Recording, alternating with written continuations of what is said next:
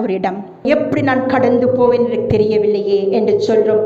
மாத்திரத்திலே அவர் எந்த இடத்தை கடந்து போக வேண்டும் அந்த இடத்துல கடந்து போய்விட்டார்.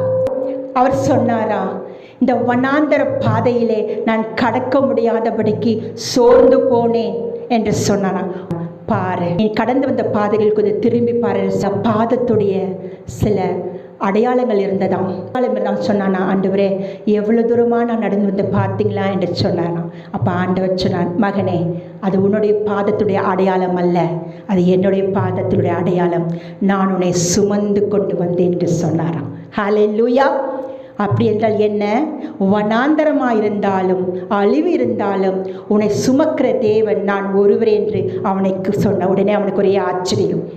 பாருங்க, கடந்து போகிற வழியெல்லாம் நீ நடக்கவில்லை, உன்னை சுமக்கிற தேவன் உண்டு என்பதை நீ அறிந்து கொள்ள வேண்டும் என்று இந்த வாழ்க்கை உனக்கு கொடுக்கப்பட்டது. ஆமென்.